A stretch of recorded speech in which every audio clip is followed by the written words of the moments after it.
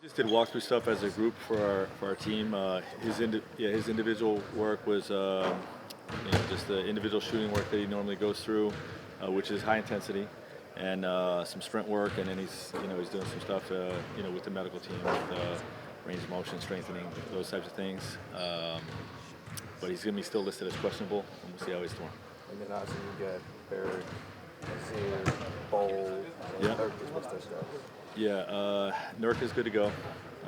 Nasir and Bowl are out. Bowl with the sprained ankle, Nasir with the knees, and Eric is still questionable. When you saw Bowl with the way he slipped and fell, you like, Yeah, well, because it's he was just playing well. he played 2.5 really good games. So I mean, there's been a lot of excitement about our group, about what he can contribute, and how he's grown, since the summer with our system, and so it's disappointing, but it is an ankle sprain, so it's not something long term. So we're encouraged about that. Curious with Kevin just saying that you get the individual work. You said high intensity. Can you further expand on the fan or reader that doesn't fully grasp how hard he goes? KD goes as hard in his workouts as any player that I've been around. It's just it's full speed, movement, aggressive jabs, pull-ups, game intensity. What have you seen from Memphis since Ja came back? Well, they're a different team. It's not just Ja. It's Marcus Smart. It's Kennard. They're aside from their centers, they're finally whole. So it's a very different team than the first time that we've seen. Or first two games that we saw these guys. Still got Bain and Jackson. This is as talented a team as there is. And there's a reason they've had such success the last couple of years. They're an elite paint attacking team and well connected defensively. So we're going to have to play well to beat them. When it comes to some of the phrases to describe a team being connected on defense, on a string, whatever you want to call it, as a coach, can you see that start to develop and grow as it has in the last couple of weeks? Absolutely. I really like the direction we're going on both sides of the ball, quite frankly. Our paint defense continues to improve. It will be tested in a big-time way against Memphis. Our containment ability, our fives ability to protect the rim, and our ability to be in our gaps without giving up threes. That'll be tested big time against Memphis. But everybody's learning each other and learning the system. And the habits, are growing, day in and day out. So encouraged by that. Still got a long way to go. And encouraged what we're doing offensively as well. With the number of threes that you guys were taking, I was curious about the pull-ups for Brad and Devin. Is there a wrong situation for them to take those when they're there? Or yeah, highly contested. We want anybody to take highly contested threes, but those are definitely shots I'm encouraging both of those guys and KD to shoot off of pick and rolls in transition.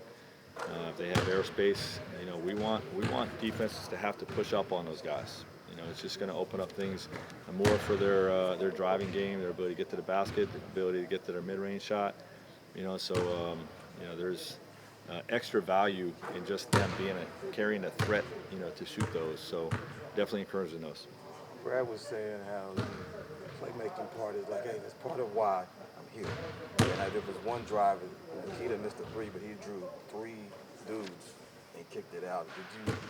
When you foresaw him with the group, did you sense him making those kind of? Yeah, I knew they had the ability to read double teams and help in the paint.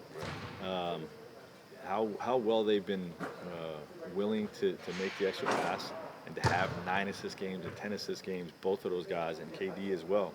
All 3 of those guys, being willing passers, is just it gives us a great deal of excitement about what we can be once everybody's together and when we make a playoff run. So I would say Brad, that applies very strongly to Brad and how he's facilitating.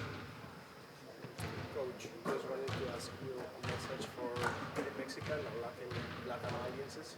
Something you want to say to the Suns and Español channels? Yeah, follow the Suns. We're doing big things this year, and appreciate all your support. Thanks, Frank. Coach, would you say something to Chinese fans?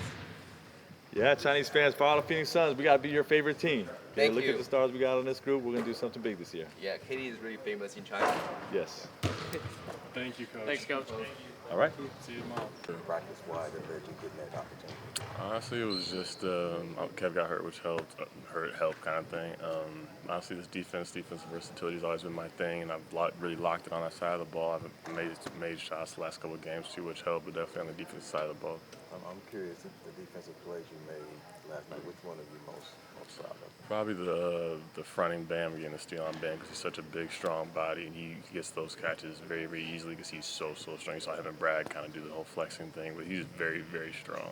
So I'm longer than him, so it's easy for me to get around, but he's a very strong player. Is that a matter of studying film or having played against him, multiple times at least to that point? It's a little bit of both. He's been around, I think it's his 7th year in the league, so I've watched him grow as a player. Obviously, this is my 6th year, so I'm kind of familiar with his game and scouting. Everyone knows he either gets in the post or in that short roll kind of thing, so we're kind of prepared for those when he's going to get it. Yeah. That fronting battle was kind of a thing all night, and you guys executed it really well. Yeah. Frank said last night that you probably thought from an execution standpoint it was your best defensive game of the year. Did you agree with how it felt out there? I would agree. Just from coverage-wise, following the game plan from beginning to end, it just felt like we executed everything. They scored, obviously, but it was not because of our mistakes. It was because they're a good team and good players, as opposed to letting Bam catch or letting Duncan come off screen. We didn't let that happen on there. Whether the phrase is like connected, staying on the string, whatever it is, can you feel that start to grow when you're defending as a team? Yeah, definitely. It's giving us more confidence as individual players to guard guys one-on-one, knowing that the other 4 guys have our back and know if one guy messes up, the other guy will cover for him, or we know the exact rotation we're supposed to have. Would you say that the part that's improving the most is that initial structure, or like sometimes a recovery after? Because, for example, like the fronting of the post, that takes recoveries after. Yeah. I would say it's both knowing that if Grayson or anybody other than our 5s is on Bam, we're going to front. So everybody's aware on the backside that we have to pull in and be aware of the over-the-head pass or even a skip pass. How have you noticed sort of, you've been in and out of the rotation, so you've gotten to see like when just Kevin's out there, when all 3 of them are out there, how have you seen the spacing improve when each one of them is kind of... It's been wide open for everybody. Messi's getting rolls to the rim, slips to the rim. Grace is getting open threes, which is crazy because he's shooting like 50% from 3, so he's getting open low, so it's making everybody's job easier. When you look at this, Durant trying to work his way back, what's it like observing someone who it feels like he's being caged and he's ready to be released. I mean, he's just a worker, man. He just loves to play basketball. I think everyone said it the last 17 years. He just loves the game, loves to play, loves to work out, loves every aspect of the game. And it's just watching him get ready. It's going to be exciting when he comes back. I'm curious even just when, how big was the win last night? Not just because after the Clippers lost, but the manner in which you guys lost. But how important was it to get back on the winning I track? think it was both the team we played and then obviously just winning a game against a good team. It always feels good without Kevin. And how we did it, like you said, we executed the game plan offensively and defensively. It gives us a lot of confidence going into this next stretch.